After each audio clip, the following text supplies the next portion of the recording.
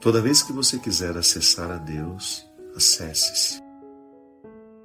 A única pessoa que pode, de fato, colocar um obstáculo entre você e Deus é você. Sendo você um lugar onde Deus habita, da mesma forma como Ele me habita, Ele é tão grande que Ele habita todos os lugares sem perda, sem estar mais, sem estar menos. Você poderia dizer, Padre Fábio, mas Ele está mais no Senhor do que em mim. Não. Ele está na mesma proporção. Ele está inteiro em mim e está em você. Por que às vezes Ele não manifesta em mim e se manifesta em você? É porque eu coloco os obstáculos. E talvez você não. Talvez você tenha se conhecido mais do que eu me conheci. Quanto mais você se conhece, mais Deus fica transparente. Porque você fica menos refém dos seus limites. Você fica menos refém dos seus traumas. Quanto mais você se corrige terapeuticamente, mais Deus tem a oportunidade de se manifestar em você e através de você. E às vezes eu não vivo esse processo que você vive, mesmo sendo eu padre. O pastor fala. Não. O líder isso, o líder aquilo. Qualquer liderança religiosa que queira colocar um obstáculo entre você e Deus, não acredite. A única pessoa capaz de realmente colocar um obstáculo entre você e Deus. Eu quero lhe pedir que hoje você tome consciência de que o seu corpo é um lugar onde a bondade habita. Mesmo você tendo sofrido tanto, mesmo você já tendo provocado tanta maldade no mundo, você continua sendo o território da bondade, casa da bondade. Permita que a bondade visite o mundo através do seu corpo. Amanhã, quando você for trabalhar, quando você for encontrar as pessoas, permita que as pessoas encontrem a bondade através de você, em você. Permita que Deus ande pelo mundo através do seu corpo. Permita que Deus cure o mundo através dos seus gestos. Pense nisso. Nesses braços, nessas pernas, nessa boca, nesses olhos, nessa cabeça, Deus mora. Isso é lindo, minha gente. A gente viva isso. Nós somos um instrumento da paz. Nós somos um instrumento do amor. Nós somos um instrumento da verdade. Fazei-nos, Senhor, mas nós já somos. Só precisa acordar essa vocação que está em mim, que está em você. E volto a dizer, sempre que você for visitado, visitada pelo pessimismo, de achar que Deus prefere o outro, prefere estar no outro a estar em você, recorde-se desse dia, dessa noite. Deus não escolheu sair de nós. A escolha de Deus é sempre permanecer em nós, para que permanecendo em nós, Ele possa andar pelo mundo com as nossas características. Isso é lindo. Deus tem uma forma muito particular de estar no mundo, através das suas características. Deus visita o mundo através da sua idiosincrasia. Deus visita o mundo a partir do que é próprio seu. Então, há detalhes dele que eu não posso mostrar ao mundo. Só você pode. Não se despreze. Lembre sempre disso. Há uma face de Deus que só eu posso mostrar ao mundo. Há uma face de Deus que só você pode revelar. Não perca essa oportunidade. Que o Deus Todo-Poderoso derrame sobre os nossos corações, sobre as nossas vidas, a sua bênção. Ele que é Pai, Filho e Espírito Santo. Obrigado pela companhia, obrigado pelo carinho e até uma próxima oportunidade. O sentimento nem sempre é verdadeiro. A gente precisa tomar muito cuidado. Nem tudo que a gente sente é verdade. Pode parecer estranho isso, né? Quando nós muitas vezes sofremos essa tristeza temporária, e você sabe que a decisão foi boa, mas o sofrimento agora não é bom, você precisa pensar no bem da decisão e no bem que essa decisão lhe trará. Aí você começa a administrar melhor o momento presente. Às vezes a gente volta atrás, é porque a gente não está com tolerância de enfrentar a dificuldade do momento presente.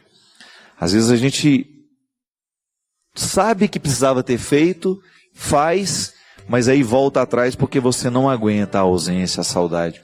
Aí você precisa enxergar o bem maior, né?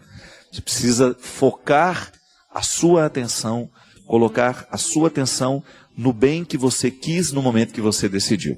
E se descobre, gente, que o relacionamento não faz bem, não tem como você ficar alimentando isso, sobretudo o namoro. Às vezes as pessoas estendem o sofrimento durante tanto tempo, né? Justamente pela falta de coragem de dizer não e de parar com o relacionamento. Casamento já é diferente, né? Já exige muito mais, porque é um compromisso que você assumiu, é uma família que você construiu. Você não se joga um casamento para o ar assim, com facilidade. Pelo amor de Deus, é preciso ter muita cautela, muito critério para decidir até mesmo pelo processo de separação, que às vezes é o caminho mais fácil, mas nem sempre é o mais indicado, né? Separar, você resolve o seu problema, resolve o dele, mas e aí? Será que foi o mais honesto? Será que não vale o empenho, uma luta para a gente poder superar o momento presente? Às vezes o casamento, gente, ele quebra justamente no momento em que existe a indisposição momentânea e vocês acreditam na indisposição momentânea. Acham que ela é para a vida inteira. E não é, às vezes é só um momento de passagem. E muito casamento termina também justamente por causa dessa visão romântica. Nós nunca vamos ter problema. Não. E não é porque existiu uma traição, um problema, que esse casamento tem que acabar. Não é.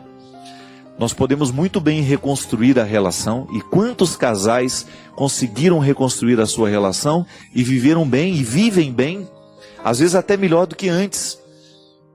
Porque a gente só sabe que ama mesmo depois que precisou perdoar 1000 vezes, né? Quando você não retira o outro da sua vida com facilidade. Tenta, lute. Eu acho que existe um valor que precisa brilhar mais do que o nosso ódio. A aliança do dedo, ela já é de ouro, é para isso, né? É para mostrar que ela é um valor. Ela brilha, o ouro tem brilho. Mas essa aliança vai ficando apagadinha se você não dá o lustre todos os dias. Se você não faz ali de vez em quando a limpeza do ouro, ele vai ficando opaco, ele vai ficando sem brilho. Casamentos, relacionamentos humanos precisam deste brilho, deste empenho todos os dias. Porque senão a gente deixa de ser um para o outro. Aí a gente vai se separar, porque a gente não vai ter mais o encanto que tinha antes. O encanto, se não é renovado, também ele acaba. E esse compromisso, para durar no tempo, ele precisa passar pela experiência do cuidado. Como nós dizemos aqui, se lança a semente, mas não cuida no processo do cultivo, ela vai morrer e a gente não vai chegar lá. Sentimento afetivo dentro de nós, gente, porque nós não somos capazes de julgar os restos dos lixos que o outro deixou em nós. São 20 anos alimentando ódios, 20 anos alimentando traição, pelo amor de Deus. Se o outro te traiu, expulse o poder dessa traição dentro de você, porque o grande problema da mulher traída é ela começar a se depreciar. Você começa a se achar feia, você começa a se achar pouco atraente. Pelo amor de Deus, é o contrário. Erga sua cabeça. Aconteceu uma traição, o mundo não acabou. Para de ficar lamentando o leite derramado, não adianta. A melhor forma que você tem de vingar de um marido traidor, não é traindo ele não, é você ficando melhor do que você já era. Se você continuar resguardando esse ódio de traição, esse sentimento de ter sido jogado fora, para com isso. Lava essa cara, levanta essa cabeça. Porque todo mundo que anda curvado costuma ficar corcunda com o tempo. Não queremos vítimas, nós queremos gente que saiba encarar. Fui traída, padre. Encarei a traição no meu casamento, mas eu não me traí. Quem me traiu foi ele. Eu não permiti que a traição virasse minha. Não. Isso você não tem o direito. Não tem o direito. Quantos sofrimentos afetivos, gente, porque a gente foi desprezado, o outro não nos quer mais. Tá certo, o outro não me quer, mas eu tenho que me querer. Se eu não me quero, não existe mais solução para mim. Quantas pessoas chegam sofrendo diante de mim: padre, eu não sei mais o que eu faço na minha vida, fui abandonado, meu namorado me largou, fez isso, fez aquilo. Pronto, e agora? Eu não posso mudar a sua vida, eu não tenho como fazer o seu namorado gostar de você, mas pelo amor de Deus, goste de você primeiro. Não permita que esse sofrimento seja agora um muro caído sobre você. A sua vida continua do mesmo jeito, a traição continua do mesmo jeito, você não tem como eliminar isso da sua vida, mas você tem como modificar essa chaga. Você neutraliza o poder do traidor dentro de você, você neutraliza o poder do desprezo dentro de você. Muitas chagas afetivas que nós temos, elas são alimentadas justamente com o ódio que a gente faz questão de fazer. Como se nós apertássemos uma ferida e não permitíssemos que ela cicatrizasse. Chega. Mas aí tem que ser: põe o seu personagem na parede. E agora, José? Quando Drummond faz isso, se você tiver a oportunidade de ler o poema, você vai ver que ele coloca o personagem em situações que foram desfeitas. Ele desfaz a situação, isto é, antes existia uma festa, agora a festa acabou. Antes os amigos estavam presentes, mas agora o amigo foi embora. Então veja bem, é uma desconstrução. O poeta Drummond de Andrade desconstrói o contexto modificados pelo processo da desconstrução. Mas aí você poderia me dizer assim: padre, mas o senhor está muito pessimista. Aí eu já lhe apresento o avesso da desconstrução. A vida desconstrói o tempo todo, nós não temos como fugir disso. Só que no avesso dessa desconstrução, porque o processo biológico é assim, nós vamos perdendo a vitalidade, nós vamos ficando em espaços diferentes, o meu filho cresce, ele vai precisar casar, ele vai precisar assumir um outro espaço que vai ser dele. É desconstruir, o lar não será mais o mesmo. Morre uma pessoa, você sentiu que desconstruiu, aquele espaço já não é mais ocupado na mesa. Você conhece aquela música? Tá faltando um lugar na mesa? É bonita, uma música antiga, né? Eu não sei cantar, mas a música fala justamente disso. Não, como é que é, gente? Eu me lembro. Naquela mesa está faltando ele, e a saudade dele vai doer em mim. Naquela mesa está faltando ele. Isso mesmo. Olha que bonito. É bonito e triste, né? Mas você percebe que a vida vai desconstruindo aos poucos. Mas no avesso dessa desconstrução, minha gente, está a necessidade de reconstruir. O ser humano será mais feliz, mais realizado, à medida em que ele reagir ao processo da desconstrução construindo. Ele não se acomoda nos destroços da desconstrução, mas ele reinventa um novo fato a partir do que foi desconstruído. É uma questão de sabedoria. É uma questão de sabedoria que vai nos exigir o tempo todo. Tudo bem, o nosso espaço foi desconstruído. Algumas pessoas foram embora, alguns amigos nos abandonaram, o marido não está mais dentro de casa, resolveu partir, nos deixou, o nosso pai morreu. As desconstruções são inúmeras. Aquele amigo que você achou que era íntimo, que era próximo, não é mais, desconstruiu, modificou. Mas eis que você tem diante de você uma desconstrução que pode ser a base para uma nova construção. E aí vai depender da resposta que você vai dar. Por isso, Cecília, que você precisa ficar muito atenta, para que a sua desconstrução familiar, que foi o afastamento dos seus filhos do lar, eles agora vêm menos, eles não estão todo dia com você, que essa desconstrução não seja causa de ruína, inclusive para o seu casamento. É a hora de você responder à vida de um jeito diferente, minha filha. Quem sabe agora você tenha tempo de cuidar de coisas que antes você não tinha. Investir um pouco mais em você, investir um pouco mais no seu relacionamento com seu marido. Quem sabe seja a época de vocês aproveitarem um pouco, conhecer o que antes vocês não podiam conhecer. Ah, padre, mas não tem muito dinheiro para isso. Tudo bem, mas descubram naquilo que é possível uma maneira de construir o casamento de vocês e a maternidade, a paternidade de vocês hoje de um jeito novo.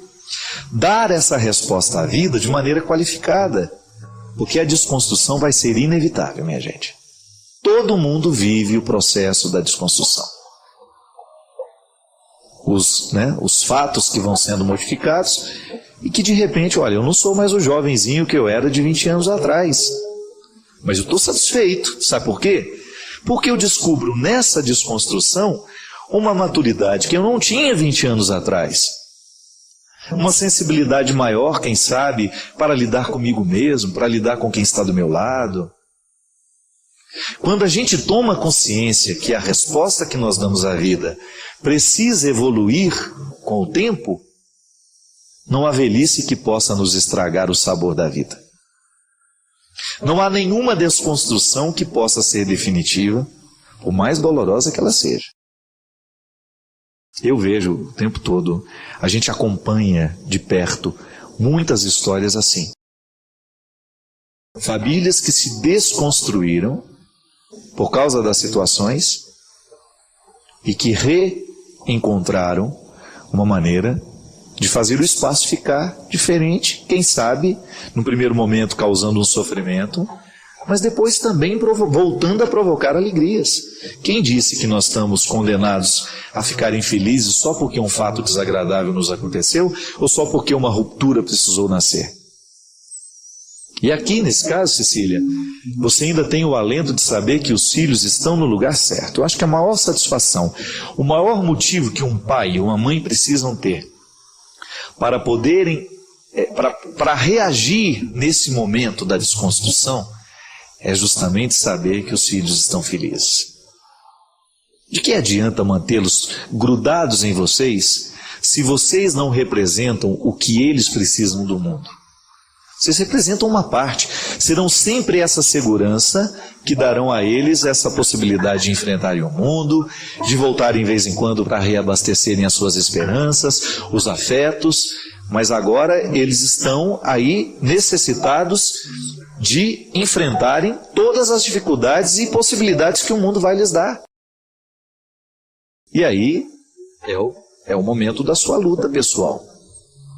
Responda à existência agora de um jeito novo. E agora eu falo com você que também tem aí as suas desconstruções. O que você está fazendo com elas? De repente a vida mudou, não era mais como no passado, causa um certo medo, é natural que no momento da desconstrução a gente fique medroso, porque a realidade antiga nos causava segurança, e de repente não causa mais. Eu estou inseguro, desconstruiu. O conhecimento não é assim? Uma espécie de desconstrução. Você tinha uma ideia formada sobre um assunto e de repente alguém troca uma ideia com você e você descobre fatos novos que você não sabia. Aí você quebra aquele antigo conhecimento e renova.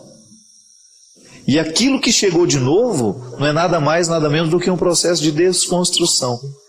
Desabou o conhecimento antigo, fez um novo nascer. E depois o processo não termina. É por isso que nós nunca estamos prontos. Porque enquanto nós formos vivos, nós seremos desconstruídos e reconstruídos. O processo é dinâmico, circular. O tempo todo a vida está girando em torno de nós, a nossa existência está acontecendo, nós estamos respirando, nós estamos amando, nós estamos sonhando. O sonho, por exemplo, a capacidade de sonhar, de querer algo maior, de lutar, é processo de desconstrução, minha gente. Porque quem verdadeiramente sonha não fica fixado, mas vai além, caminha na direção dos sonhos que tem. O bom sonho é aquele que nos motiva os passos. Eu quero chegar lá, que sei que para chegar lá eu preciso andar 1000 quilômetros. Eu tenho que dar o primeiro passo. Se eu não dou o primeiro passo, 1000 quilômetros não vão acontecer. Eu não vou fazer essa travessia. Eu não vou conseguir superar. Mas agora, à medida em que eu dou este passo, que eu respondo à vida com essa determinação, já que eu quero andar 1000 quilômetros, eu preciso dar um passo. Aí o que você faz? Desconstrói, porque 1000 quilômetros já não existem mais, porque você já deu um passo na direção deles. Então, Cecília, tenha muita paciência com o seu processo de desconstrução, mas também tenha uma sensibilidade de que você não pode ficar parada, tem que avançar. Não fique lamentando a partida dos filhos. Vá fazer alguma coisa, vá ocupar sua cabeça. A melhor maneira de viver bem é tendo a mente sempre ocupada de coisas boas. Porque aí não há desânimo que vá ter oportunidade de tomar conta de nós. Não há desânimo que possa ser maior que nossas esperanças. Não é verdade? E aí, se você percebe que a desconstrução está te assustando, comece a olhar já para as ruínas daquilo que foi desconstruído e comece a trabalhar para a sua reconstrução. É assim que a gente se supera, viu? Não tenha medo não. Dá certo. Dá certo com todo mundo. Por que não vai dar certo com você? Olhe para aquilo que deu errado, olhe para aquilo que está desconstruído e lance-se nessa luta. Coloque-se nessa disposição de ir adiante, de vencer, de alcançar. Porque esse é o grande objetivo da vida. Que ela nunca seja um motivo para nos desanimar, mas ao contrário, para nos fazer ir além. Amor próprio é também saber distinguir o que deve ser seu, o que não deve ser seu. Amor próprio também é saber dizer: eu dou certo com você, eu não dou certo com você. Amor próprio é isso. Tem bilhões de pessoas no mundo, você não precisa ser amigo de todo mundo, você só precisa ter respeito cristão. Amor próprio significa você ter coragem de identificar: só fica na sua vida quem quiser o melhor de você, quem motivar o melhor de você. Só vai ficar na sua vida, na experiência da conversão, de se amar e de sentir-se amado por Deus, só vai ficar na sua vida quem quer para você pelo menos um pouquinho do que Deus anda querendo. Se você identificou se o que o outro só está trazendo diabólico, põe para correr. Lá em Mateus 25, Jesus disse que Ele nos deu todos os poderes de fazer o que Ele fez e ainda mais, inclusive o de expulsar demônios. Que às vezes você vem para o meu lado e fala: ô padre, vai lá em casa fazer uma oração de exorcismo por mim. Faço, não tem nenhum problema. Mas aí eu raciocino: você cria o capeta, põe comida na boca do capeta diariamente, e eu que tenho que ir lá expulsar. Sabe qual é o melhor exorcismo que está na autoridade que Deus nos deu? Mudança de atitude. Quer expulsar o diabo? Fecha a porta por onde ele entra. Que conversinha mole é essa? Que conversinha mole é essa? De fazer uma oração de exorcismo e não mudar a atitude por onde ele entra. Que conversinha mole é esse? Que cristianismo molenga é esse? Que não te dá a autoridade de descobrir por onde o diabo entra na sua vida, por onde ele está fazendo o acampamento, quais são os territórios da sua personalidade que são frágeis para que o diabo tenha oportunidade. Fecha essa porta em nome de Jesus. É o poder que você tem. Isso é amor próprio. É você não permitir que o diabo faça acampamento na sua casa. Usar da autoridade dos mundos sacerdotais, régio, profético que Jesus deixou em nós, no nosso batismo. Cadê a força do batismo em nós? Não podemos viver convivendo com o que é diabólico e achando isso normal. Não. O meu cristianismo precisa mostrar diariamente por onde o diabo entra na minha vida. Aí sim, isso é sentir-se amado por Deus. Que você olha nos olhos dos que querem te destruir e você fala: afasta-te, porque este território aqui é santo e ele já está consagrado e eu sei exatamente o que eu quero extrair de mim. Eu só quero extrair coisas boas do meu coração. Diga comigo: eu sou uma fábrica de sentimentos. Eu posso fabricar amor, mas também posso fabricar ódio. Uma coisa é certa: não posso fabricar os dois ao mesmo tempo. Ou eu amo, ou eu odeio. Simples. Tá bom. Agora é escolher se você será uma fábrica de amor neste mundo, ou se você escolherá ser uma fábrica de ódio neste mundo. Se você escolherá cultivar o demônio, ou se você escolherá exorcizar. Se você escolherá se amar porque Deus ama você, ou você vai continuar neste pessimismo crônico de achar que Deus não quer nada com você.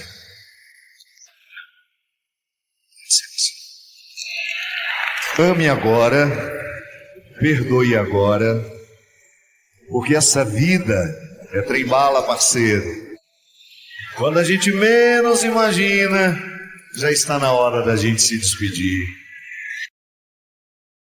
E daqui só vamos levar o que amamos. Aqui só vamos deixar o que amamos. Sabe quando é que nós vamos ser esquecidos? Quando a nossa história ficará maravilhosamente esquecida, que é bom também isso. Ser aquele defunto sempre lembrado, nossa, que cansaço. Quando é que a gente cai, se dilui no esquecimento? Quando morrer a última pessoa que nos amou. Quando morrer a última pessoa que nos amou, nós entraremos no esquecimento.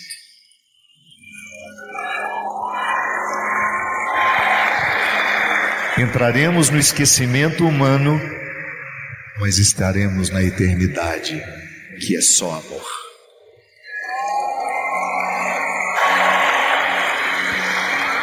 Por isso, não perca a oportunidade de ser com quem você ama. Não espere datas festivas para comemorar. Não retire aquela louça bonita que você tem só quando chega uma visita importante, não. Gaste tudo o que você tem, porque o amor é agora. Não economize absolutamente nada com aqueles que você ama. Dê todo o seu tempo, que é a maior riqueza que você pode oferecer a alguém. É o que você é. Um dia, o primeiro gesto de solidariedade que nós tivemos na vida foi a gente ser capaz de dividir o que a gente tinha. E é lindo já. Mas depois, a solidariedade exige uma evolução a mais. E você foi convidada a oferecer não o que você tinha, mas quem você é. Aí sim,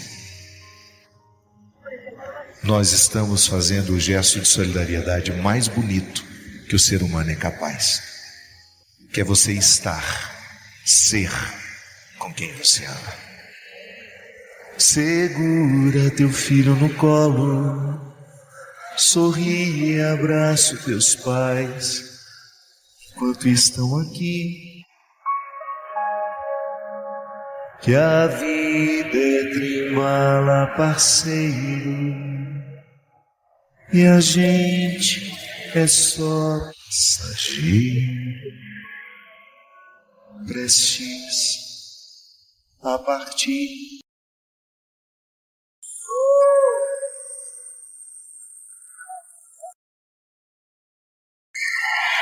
As suas alegrias te levaram a lugares muito bonitos. Mas quem te fez crescer foram as suas lágrimas. Quem te fez crescer, quem te fez ter o sorriso que você tem hoje, sem medo de errar, foram as suas lágrimas. Só Deus sabe o que vocês passaram para estarem aqui hoje. Só Deus sabe as batalhas que nós precisamos travar para a gente ter o direito de sorrir hoje. O nosso grito de vitória nunca foi tão forte. É a vitória sobre a morte, minha gente. É a vitória sobre a tristeza. É a vitória sobre tudo aquilo que nos amargurou tanto. Você está aqui hoje. Você escolheu estar aqui hoje, fortalecer os poderes de Cristo em você. É isso. Fortalecer os poderes de Cristo em você. É isso que você veio fazer. Você veio declarar a vitória de Deus sobre a sua vida e pegar aqui uma porção redobrada de coragem, porque a vida espera por nós. E nós precisamos estar no nosso lugar. Quando a vida nos convidar a sofrer, quando a vida nos convidar a sorrir, nós estaremos prontos para ela. Porque o cristianismo não é outra coisa senão um espírito de prontidão. Prontidão. Quando eu precisei sepultar a minha mãe, eu vivi uma das cenas que certamente eu nunca mais na minha vida eu vou me esquecer. O carro que me levou até o cemitério parou um pouco adiante e bem na porta do cemitério estava parado o carro funerário onde estava minha mãe. E quando eu olhei para trás, minha gente, aquela porta aberta, eu vi a urna onde a minha mãe estava. Eu não iria poder vê-la. Naquela época, nós estávamos proibidos dos ritos da despedida. E eu me lembro que eu estava sentado no carro e uma desolação tão grande tomou conta de mim, que era como se eu não tivesse força nas minhas pernas para sair daquele carro e andar na direção da minha mãe. E eu estava no carro com a Tânia e o Bob, que é o esposo dela, que tinha sepultado a mãe, acho que há 1 ano atrás. Ele segurou na minha mão e falou assim: meu irmão, é a hora mais difícil, mas você precisa viver. Eu juro para vocês que eu gostaria de fugir. Se eu pudesse fugir daquele momento, eu fugiria. Eu não queria estar naquele lugar. Mas naquela hora, a fala do Bob me fez me lembrar o que eu estou dizendo para vocês aqui hoje. Eu nunca vi a minha mãe, nas 2 oportunidades que ela teve de sepultar filhas, pedir um remédio para entorpecer a mente porque ela não estava dando conta.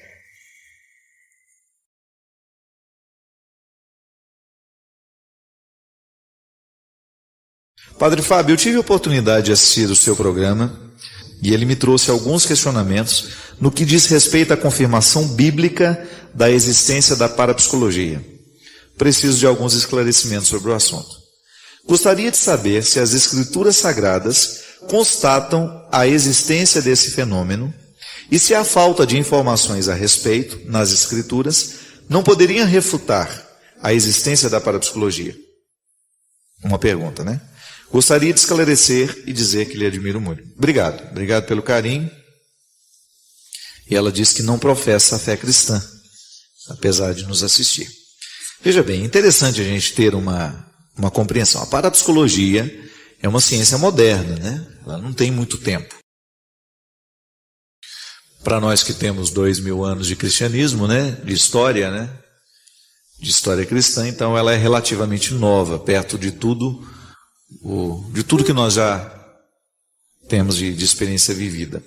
A parapsicologia é uma ciência que vai além, né? Tudo aquilo que está além do conhecimento da psicologia, extrapola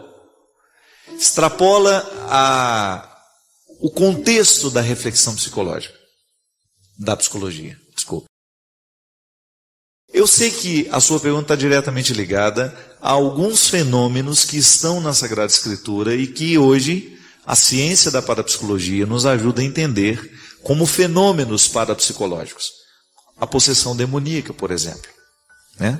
A gente sabe que em muitos casos em que as pessoas simples, não sabendo, porque às vezes a pessoa é tão simples, ela não teve a oportunidade até mesmo de saber que existe a parapsicologia, que existem os fenômenos parapsicológicos e que podem ser explicados. Já dei aqui o exemplo de um grande padre, que é o Padre Quevedo, que trabalha com muita seriedade a parapsicologia e que mostra no curso dele muitos fenômenos, que aos olhos de muitos, aquilo é o demônio, é uma ação do demônio. Não, é um fenômeno parapsicológico. Isto é, a mente humana, ela tem o poder. Nós usamos muito pouco da nossa capacidade mental. A pessoa que tem o dom da paranormalidade é uma pessoa que às vezes usa 2% a mais do que o outro, do que uma pessoa convencional, do que uma pessoa que usa o tanto normal, né, aquilo que já é o convencional dessa atividade mental. Então existem pessoas que têm o dom de mover objetos, existem pessoas que têm o dom até mesmo de ler o pensamento do outro, a sensação, o sentimento do outro. São dons paranormais, são pessoas paranormais. E a gente sabe que num determinado momento a Sagrada Escritura, pode ser que muitos daqueles eventos que são narrados tenham ali, sim, manifestações parapsicológicas, só que naquela época as pessoas não entendiam disso. Com volta a dizer que é uma ciência nova. Hoje, trata-se com muita seriedade todo fenômeno paranormal. Ele não se opõe à nossa fé. Isso aqui é interessante. O diabo continua agindo? Continua. Só que a gente precisa distinguir quando é força da mente e quando é realmente uma ação demoníaca. A igreja é muito prudente para poder falar de ação demoníaca, né? A gente tem muitas vezes aquilo que as pessoas simples chamam, o demônio está se manifestando naquela mulher. Às vezes é uma reação histérica, que por não ser compreendida, por faltar àquelas pessoas esse conhecimento, acaba atribuindo isso como fenômeno. Né? Fenômeno, tudo é fenômeno, porque a palavra fenômeno é tudo aquilo que se manifesta. Então tá. Manifestou-se, a pessoa moveu um objeto de lugar, e aquilo é um fenômeno paranormal. Poder da mente. Claro que a gente fica assustado quando vê. Eu já não tenho mais tanto medo disso, porque já tenho o conhecimento. O conhecimento nos liberta desses medos, né? Mas uma pessoa que não sabe, que não conhece fenômenos parapsicológicos, pode ficar muito assustado quando vê isso acontecer. O fato é que a Sagrada Escritura fala de manifestações do diabo, de possessões, e não cabe a nós julgar se aquilo ali era um fenômeno parapsicológico ou não, porque a nossa fé está acima disso. Né? A gente precisa ter uma liberdade, né? Dar à palavra a liberdade de ser metáfora. Não tem nenhum problema. Aquilo ali não é menos verdadeiro porque é metáfora. Então eu vou ler a narração do Gênesis e eu preciso acreditar que foi tal qual como está escrito. Não precisa. Eu acredito que Deus criou todas as coisas, mas aquela narração literária, ela pode estar cheia de metáforas, sem que isso atente contra a verdade do texto. Essa é uma sabedoria que nós precisamos ter. Eu não acredito só porque está escrito. Não. O que está escrito é um instrumental para me ajudar a compreender a minha fé. Mas eu preciso ser livre diante dessa letra e dar à letra também a oportunidade de ser livre. A nossa fé ultrapassa tudo isso. Eu creio em Deus e creio na existência do diabo. Pronto. É uma profissão de fé. Eu sei que o diabolos, né, do grego, aquele que divide, aquele que separa, está presente na sociedade através de situações e age através de pessoas, mas sem que elas estejam endemoniadas, né? Seria muito perigoso dizer que aquela pessoa está tomada pelo diabo. Não, ela pode ter ações diabólicas. E à medida em que vai permitindo que essas ações diabólicas cresçam, ela vai ficando cada vez mais representante, né, do diabo na terra. E nós não queremos, não é? O contrário, que a nossa proposta é outra. A gente quer expulsar tudo que é diabólico e a gente quer fazer prevalecer tudo aquilo que é divino. Mas a parapsicologia existe, ela estuda os fenômenos que são provocados pela mente humana, mentes que são um pouco mais usadas, né, um pouco mais um pouco mais evoluídas, quem sabe, né? Não sei se estou correto em dizer isso, mas uma mente que está sendo mais utilizada. É assim. Se eu uso tantos por cento da minha mente, o paranormal usa um pouco mais do que eu. É isso. Dói-me o peito, o pensamento fica sem lógica, como se tivesse sido acobertada a razão. Acredito que me perdi em mim. Estou sem rota, sem rumo, sem luz. Talvez o exagero seja um sintoma da ausência de razão. Sinto-me assim, independente de qualquer superlativo emocional. A insegurança é tão grande, Padre, que acredito que não sou importante para ninguém. Não me sinto amado pelos amigos, não me sinto querido no trabalho, nem mesmo pelo meu irmão, pela minha namorada. No meio de tudo isso, tenho que encontrar forças para trabalhar. Sim, um belo paradoxo. Sou um psicólogo e me sinto doente, querendo ajudar outras pessoas. Sei, não nego que preciso de ajuda. Preciso aprender a não desistir de quem eu sou, ou melhor, de quem eu era. O sorriso já não vem com tanta facilidade, Padre. No lugar dele existe um rosto sério, fechado, preocupado. Tenho medo de ser trocado pelas pessoas que eu amo e perder o valor, o significado para elas e, com isso, ficar na solidão. Abraço, Roberto Luiz. Meu querido, primeiramente, eu lhe parabenizo pela sua coragem. Não é fácil, né, para um profissional que ajuda outras pessoas ter coragem de assumir isso, mas ao mesmo tempo, isso te traz ainda mais autoridade, viu? Diante do seu trabalho, diante dos seus pacientes. Porque quando nós investigamos a dor do outro em nós temos muito mais facilidade de compreender o que o outro passa. Esse é um desafio. E foi Jesus que falou isso. A misericórdia não é outra coisa senão você permitir o sentimento do outro em você, sem misturar. Não é que você vai ficar confuso no sentimento do outro, não. A misericórdia é a abertura do coração para que o que dói no outro doa em mim. E porque está doendo em mim, eu sou capaz de compreender o outro melhor. Esse é até o significado do verbo entender. O que é entender? É você entrar na tenda com o outro. Você sai da sua tenda, você sai do seu entendimento e entra na tenda do outro. Eu te entendo. Significa que eu estou vendo a sua vida a partir da sua tenda. Isso é muito sofisticado, né? Quando eu sou capaz de entender o outro porque eu fui abrindo mão daquilo que era meu naquele momento, até mesmo dos preconceitos que às vezes eu tenho em relação ao outro, para poder entendê-lo. Então isso você faz o tempo todo como psicólogo, e agora está precisando fazer consigo mesmo. Corajoso da sua parte, ter coragem de contar isso. E você faz uma analogia muito interessante, que você precisa voltar a ser quem você era. Não é possível. Você nunca vai voltar a ser quem você era. Mas você pode voltar a ser muito melhor do que você era depois de passar por essa experiência.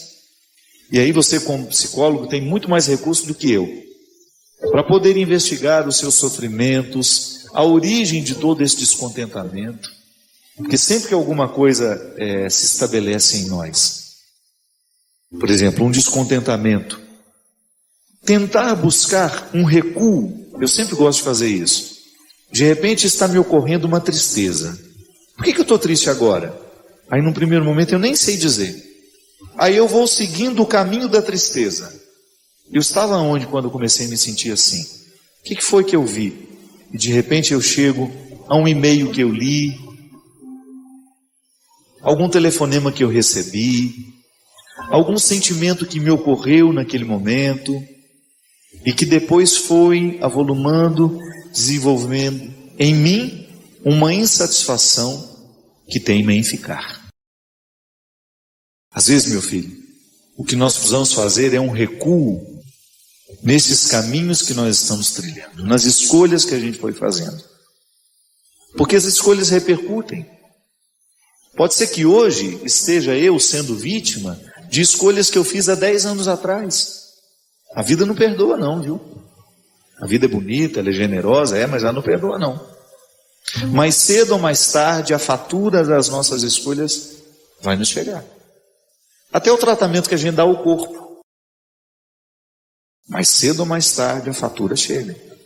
Chega através de uma enfermidade ou de uma pré-enfermidade. Quantas pessoas acordam para a necessidade de ter uma vida saudável porque receberam a fatura de uma pré-doença? É assim. Então, muitas vezes, a tristeza de hoje está associada a escolhas que a gente fez no passado e que a gente não corrigiu porque faltava consciência para isso. Então, é tão interessante a gente ter coragem de colocar a pauta na mesa, começar a perceber onde foi que nós estamos errando, onde foi que nós começamos a errar e nos acostumamos com o erro. É assim. Às vezes nós estamos acostumados com o erro, a gente deixou de se acusar, a gente perdeu a capacidade de perceber que nós estamos errados. E de repente, quando a gente para e é capaz de quebrar esse círculo vicioso, a gente respira profundamente, parece que a vida retomou inteira para nós. Por isso, volto a dizer, a vida só pode ser boa à medida em que ela é refletida. Quem não se problematiza diariamente corre o risco de acumular desesperos para o futuro. Quem não se problematiza, quem não se pergunta diariamente a respeito da vida que vive, das escolhas que está fazendo. Como diz o Eclesiástico aqui, um tempo para cada coisa. Se eu não observo aquilo que hoje o tempo me pede, o que o tempo hoje me pediu? E o que a ele eu ofereci? O que a vida está me pedindo? O que a ela eu estou oferecendo? A qualidade de tudo depende da resposta que oferecemos. Eu espero que você esteja atento à resposta que você está dando à vida. Ser religioso, ser cristão, não é outra coisa senão estar atento à qualidade da vida que vivemos. Derrame sobre nós a bênção e a proteção do céu, do Deus Todo-Poderoso, Pai, Filho e Espírito Santo. A libertação acontece na nossa vida cada vez que nós anunciamos e que nós permitimos a força do ressuscitado em nós. Então hoje eu quero, digamos que eu faça a experiência de ser um homem meio morto. A gente faz isso o tempo todo, né? Quantas vezes na vida nós estamos meio mortos? Quando é que nós estamos meio mortos? Quando prevalece em nós o desânimo, quando prevalece em nós o ódio, quando prevalece em nós o rancor. Agora, eu anuncio o ressuscitado. Eu me recordo que eu não nasci para viver nesse estado de estar meio morto. Eu tenho que estar vivo. Para dar conta da vida, eu tenho que estar vivo. Eu tenho que ser esse primeiro lugar onde a vida encontra um espaço. E isso é anunciar o ressuscitado. É isso, consiste eu estar comprometido com as causas de Jesus. Nós não podemos pensar, gente, que eu vou seguir o Jesus que eu quero. Não, há um dado objetivo deste segmento. A igreja nos ensina, as igrejas nos ensinam. Eu falo a partir da igreja que eu professo, da fé que eu professo, a igreja católica. Ela me ensina a presença, ela me ensina o evangelho, ela me ensina o jeito que Jesus é, o jeito que Jesus viveu, o jeito como Jesus agiu. E nisso nós descobrimos um modelo de humanidade e um modelo que eu quero seguir. E esse modelo humano é ressuscitado, ele está ressurreto, ele está no meio de nós, mesmo tendo passado pela experiência da morte. Por quê? A morte não foi determinante para ele. Ele venceu a morte, ele é glorioso, é uma presença gloriosa no meio de nós. Isto é, já não está morto, mas vive. E porque vive, me faz viver também. E isso é o desafio de toda hora, né? Hoje eu preciso trazer o ressuscitado para o mundo, eu preciso anunciá-lo pela força da minha presença, das minhas escolhas. Eu trago a ressurreição para dentro de mim. Eu aceito a ressurreição todos os dias. É por isso que a liturgia cristã será sempre a celebração do ressuscitado, nos fazendo ressuscitar também. Tudo acontece na força do Pai, do Filho e do Espírito Santo, sempre nos trazendo, fazendo com que a igreja caminhe neste processo de purificação, de retomada da vida. Nós saímos de nisso consiste a redenção, né? É você retirar uma pessoa de um estado desfavorável e colocá-la num lugar melhor. Isso é a experiência de ressurreição. O que estava morto agora está vivo. E é interessante, minha gente, porque nós precisamos fazer isso dentro de nós o tempo todo. Você passa momentos da sua vida em que você precisa ressuscitar. Nós precisamos ressuscitar todos os dias. Não são poucas as situações que nos matam. E não é na morte no corpo. Morte dos motivos, dos objetivos, né? Quantas vezes a gente vai perdendo os objetivos na vida, a gente vai morrendo para esses objetivos, a gente vai perdendo as motivações, a gente vai perdendo o brilho. E assim como uma louça vai ficando encardida, né? Se de vez em quando a gente não dá uma lavadinha nela, ela vai perdendo a beleza. A mesma coisa acontece com a gente. Se a gente perde de vista o convite que o ressuscitado nos faz, de mergulhar nele todos os dias da nossa vida, para que a gente ressuscite também com ele, nós vamos perdendo o brilho, a gente vai ficando meio morto, a gente vai perdendo a graça, e a morte vai vencendo. Mas não é esse o objetivo. Anunciar o ressuscitado consiste, antes de qualquer coisa, viver a dinâmica da ressurreição na nossa história. Conta um jovem universitário que no seu primeiro dia de aula, o professor se apresentou e pediu que todos procurassem conhecer alguém que eles ainda não conheciam.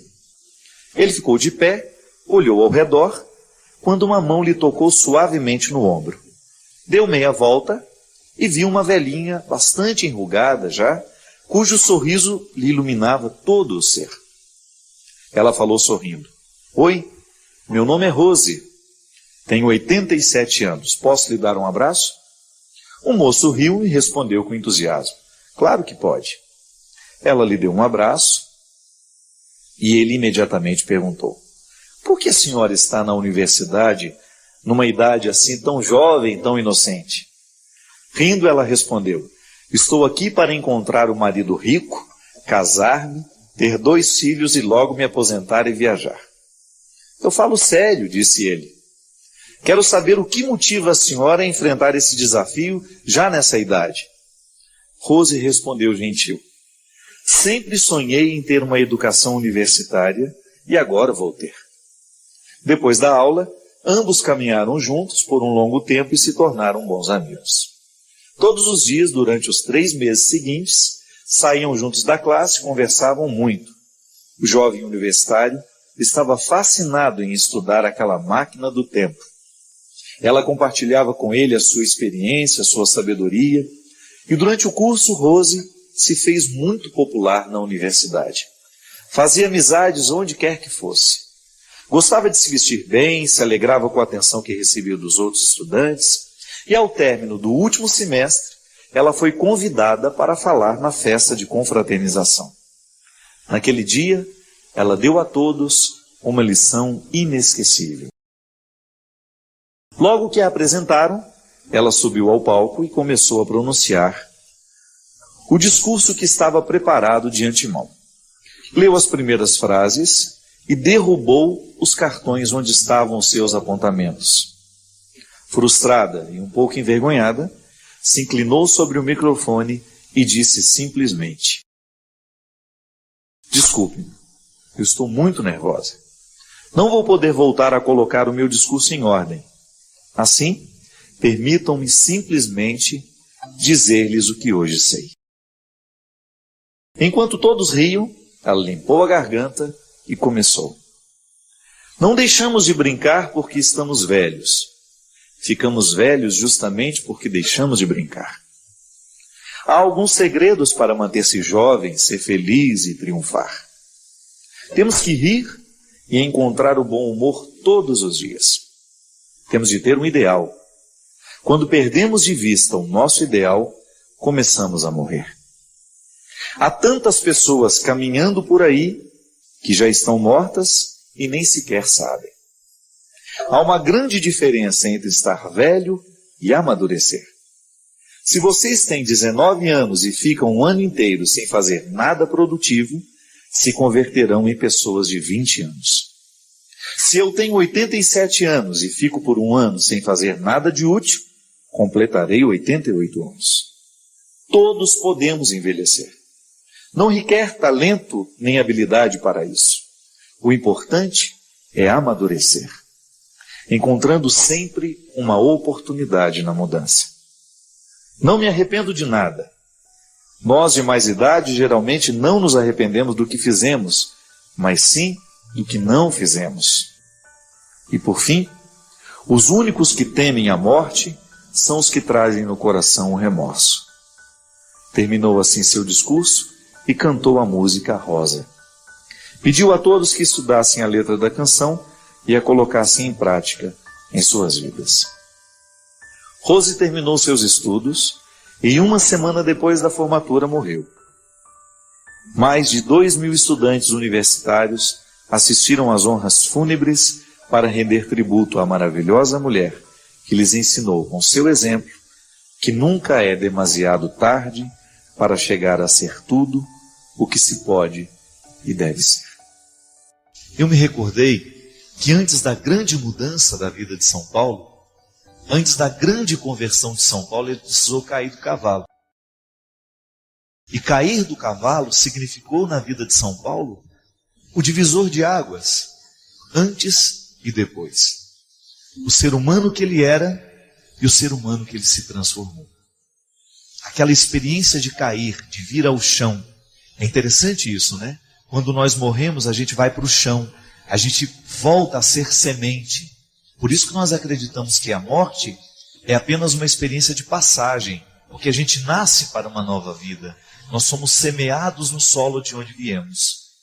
Mas na queda de São Paulo, ele não chegou a viver a experiência de ser sepultado no seu físico, na sua matéria, mas ele foi sepultado no seu antigo jeito de viver. Cair na terra, tocar o solo e levantar diferente.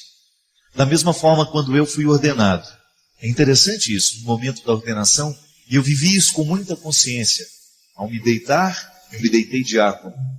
Ao me levantar, eu me levantei padre.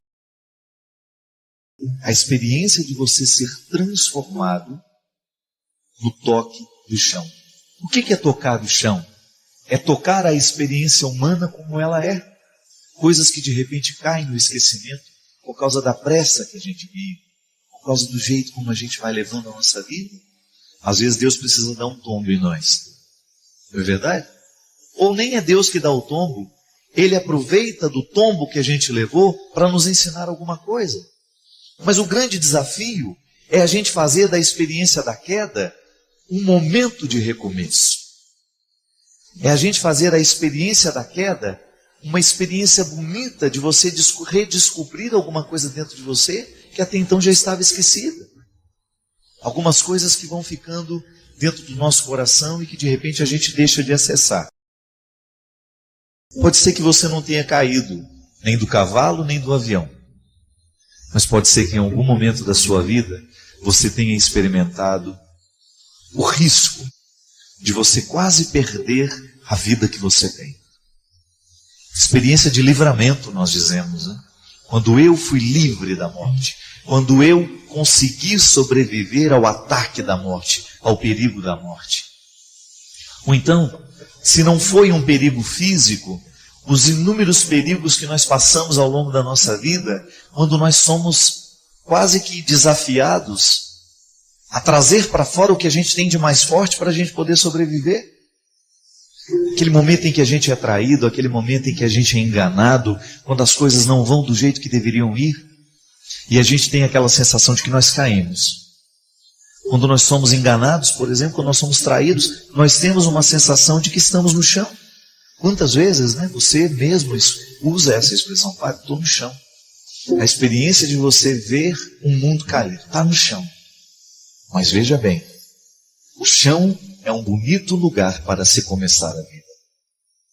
Se você quer frutos saborosos, você tem que jogar a semente no solo. Não basta ficar olhando a semente e dizendo, que árvore bonita você será.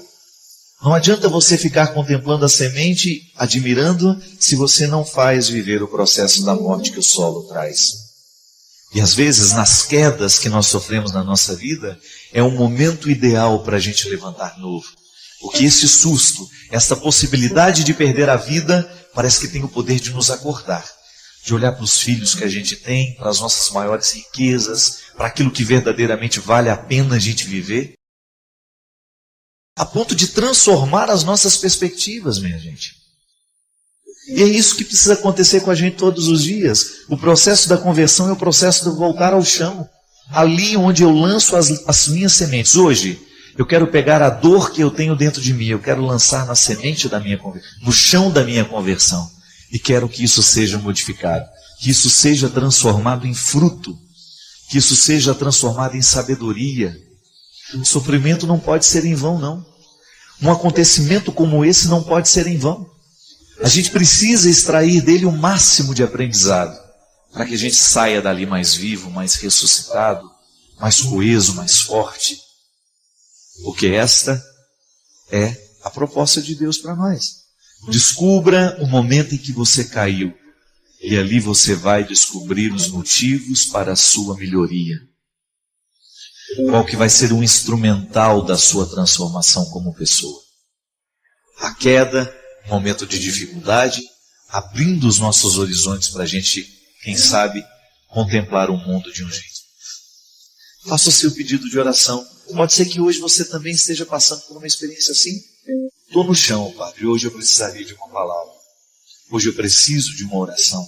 Hoje eu preciso de alguém que me ajude a viver. Obrigado por você estar ligado conosco. E é um prazer imenso, mais uma vez, nós estarmos aqui entrando na sua casa, convidando você a passar esse tempo com a gente e descobrir aqui no que acontece, no que a gente fala, alguma coisa que possa fazer bem ao seu coração. Chego no restaurante, no hotel, vamos ter pouco tempo para descansar e já ir dar continuidade na viagem. Aí a minha assessora me liga, Padre, o que você vai querer comer? Aí eu confio, pede aquilo que você acha melhor. É uma forma que eu tenho de descansar. É uma forma que eu tenho de dar ao outro a possibilidade de estabelecer comigo, de crescer comigo ainda mais nessa confiança. É um exemplo bobo, minha gente. Mas a oração não é outra coisa senão dar a Deus o direito de escolher o cardápio.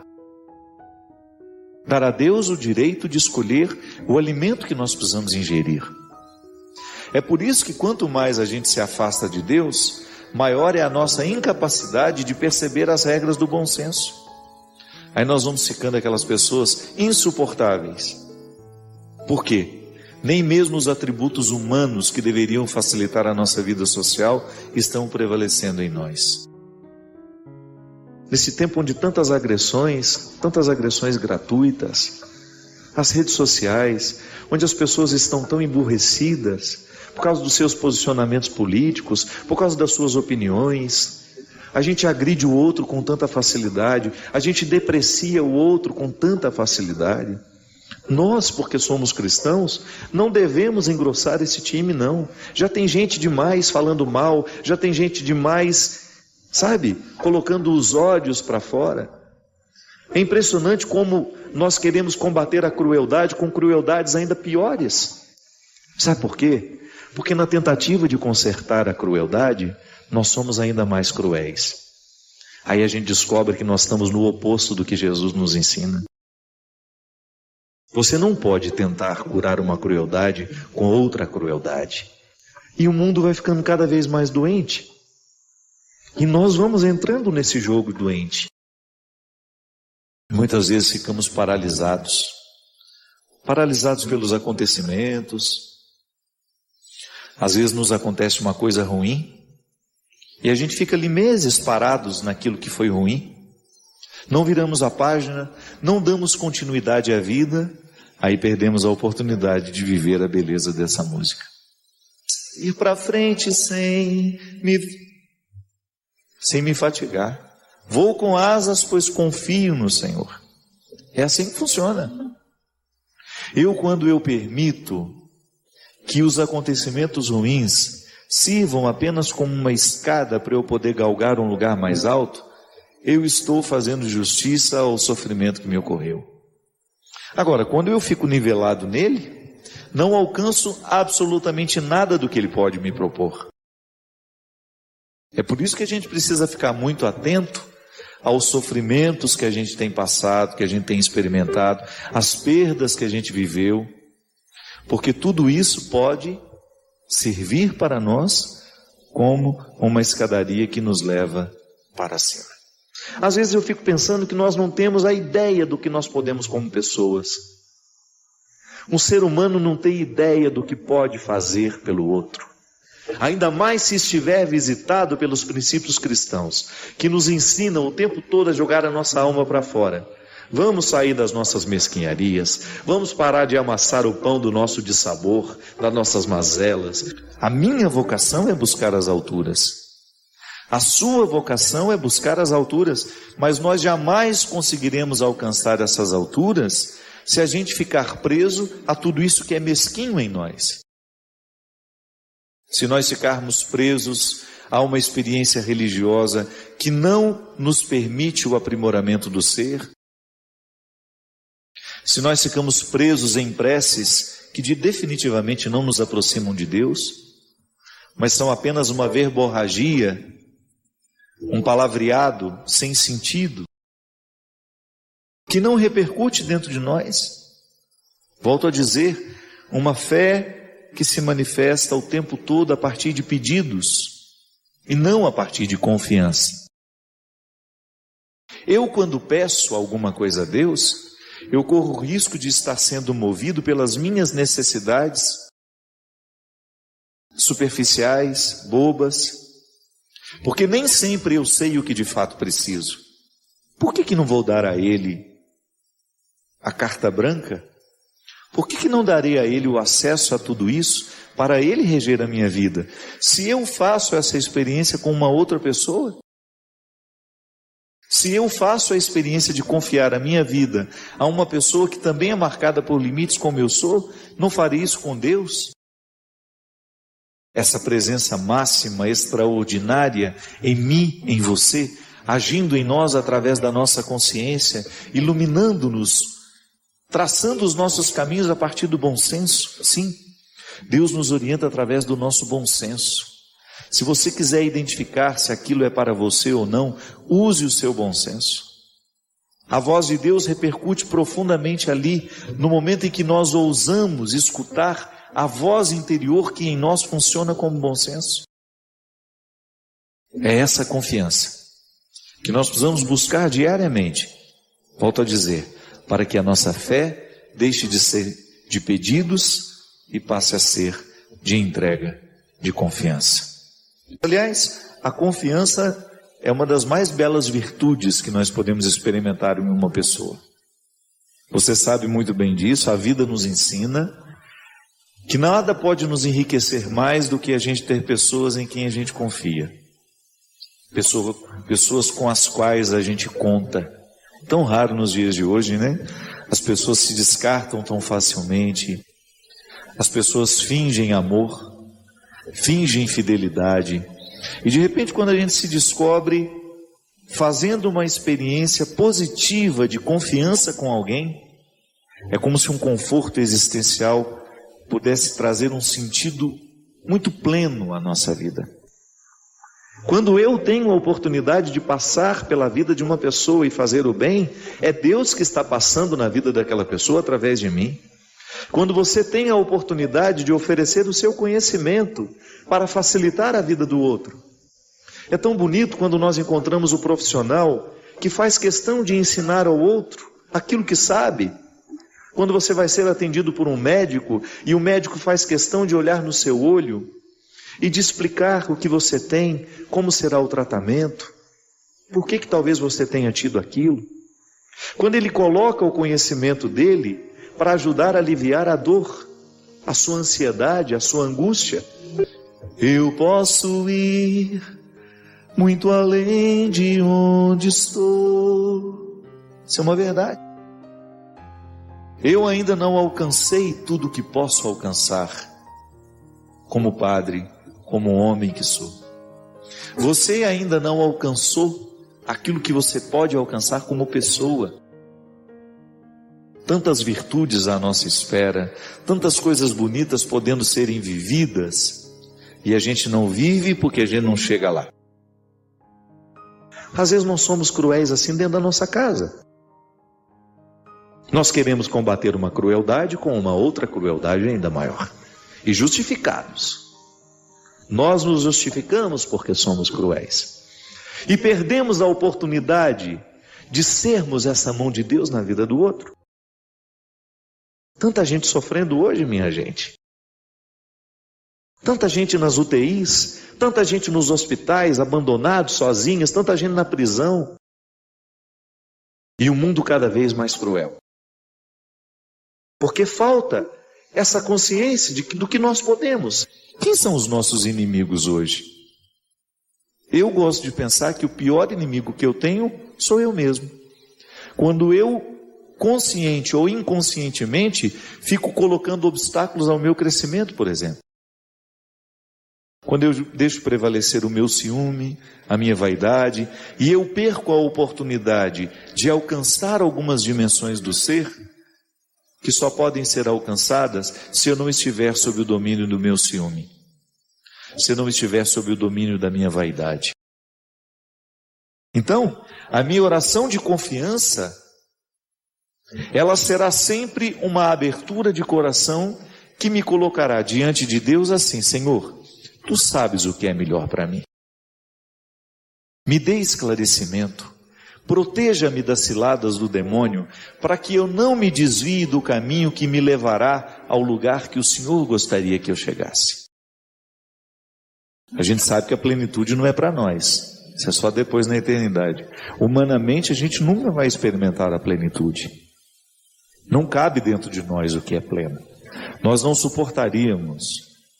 Para usar uma linguagem bíblica, nós somos vasos que não suportariam o líquido da plenitude. Não é assim? Em muitos momentos da Sagrada Escritura você tem a plenitude como uma proposta para o futuro. Nós humanamente nós não suportamos o que é pleno, não damos conta disso. Então a gente vai em partes. E é assim que a gente se realiza. Mas a oração do dia a dia é interessante demais você começar a perceber que você pode fazer a sua vida, toda ela, ser oração. Então está dentro do carro, seu pensamento se eleva, e você começa a tratar com ele as suas questões, você começa a dividir com ele as suas ansiedades. Tem gente que fica amassando o pão do dissabor o tempo todo. O tempo todo está reclamando da vida, o tempo todo está reclamando da vida, minha vida não presta, minha vida é isso, minha vida não presta, minha vida não presta, minha vida não presta. Abre a janela dessa casa, para de amassar esse pão, vai fazer um trabalho voluntário, vai encher a sua alma de alegria de outra forma, vai descobrir que você pode ser mão de Deus na vida de outra pessoa. Pare de idealizar a vida não é perfeita para ninguém. Se eu tiver a oportunidade de abrir o meu coração, você vai ver que minha vida não é perfeita, a vida do Cristian não é perfeita, a vida de quem nos assiste não é perfeita. Nós não podemos idealizar. Às vezes você olha o outro, nossa, como a vida daquela pessoa é maravilhosa. Você não sabe. Você desconhece os bastidores que aquela pessoa precisa enfrentar diariamente. Vida perfeita ninguém tem. Agora, nós temos a oportunidade de descobrir um significado para essa vida e torná-la cada vez mais bonita. É como conhecer outra pessoa. A gente confia à medida em que a gente conhece. Você não fica confiante da noite para o dia. Você pode até se encantar da noite para o dia, mas o encantamento ainda não é confiança. A confiança, ela só se estabelece entre duas pessoas à medida em que nós vamos vivendo as provas que vão purificando aquilo que aquilo que mais tarde nós chamamos de confiança. São gestos pequenos que a gente vai identificando que ali a gente pode confiar. E é por isso que a fé em Deus, ela vai amadurecendo e vai colocando em nós uma confiança. Confiar, minha gente. É tão bonito a gente caminhar na direção de uma fé que se expressa pela confiança. Não entendo nada do sofrimento que agora me ocorre, mas eu confio, Senhor. Não tenho ideia de onde essa dor possa chegar. Não sei por que ela chegou e não sei aonde ela vai chegar. Mas eu confio que o Senhor está cuidando de mim neste momento. Ouse acreditar assim. Que Deus conhece todos os seus sentimentos, que Deus conhece todos os seus pensamentos e que tudo aquilo que hoje em você é sofrido, por Ele está sendo cuidado. Olha, minha gente, eu digo como padre, anuncio o Evangelho todos os dias, de alguma forma eu anuncio. Nunca vi uma palavra no Evangelho que fosse desfavorável a uma pessoa. Que a palavra, ela pode ser expressão de um bem-querer ou de um mal-querer. Nunca encontrei no Evangelho, nunca encontrei na Sagrada Escritura, na palavra de Jesus, alguma coisa, alguma frase, algum conselho, algum gesto que pudesse ser expressão de desamor. Não. Em todos os momentos, em todos os encontros, Jesus somente pretende beneficiar as pessoas com o crescimento, com a vida nova, com a ressurreição, com a superação de tudo aquilo que no passado não valeu a pena. É sempre uma palavra amorosa, é sempre uma palavra dedicada ao crescimento.